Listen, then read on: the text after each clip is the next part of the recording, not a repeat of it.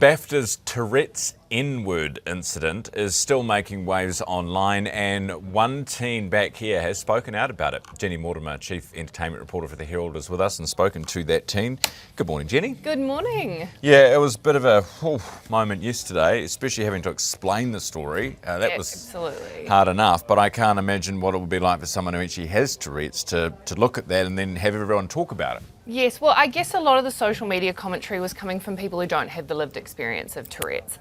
And so I went and spoke to Oliver Dawson, who's an incredible 20-year-old. He's a tutor, he's a student, he's a mentor for young people with Tourette's.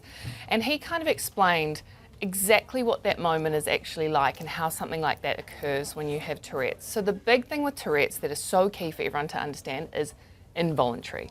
It's involuntary. And they go into a room, and any room that gives them a sense of anxiety or my tic might not be welcome here will bring it out even more, and the worst possible thing that you could say will likely come out if your tic presents. Now, the tic that we saw from John at the Baftas is a swear tic, which is actually quite rare in Tourette's. Only 10% of people with Tourette's have the verbal swearing tics. So the thing that he was really cautious of people understanding is that this is such a small representation of what Tourette's is.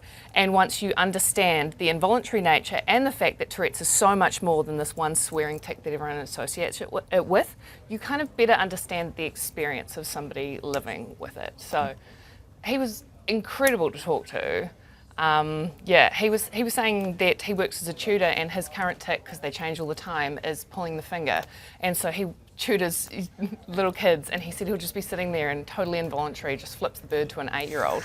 So does he see the funny side in it? Of course. Yeah, right. He's okay, good. But then his whole thing is, clearly I don't want to do that. No. But my brain goes, don't do it. It's an 8-year-old, probably don't do it. And then before he knows it, it's done.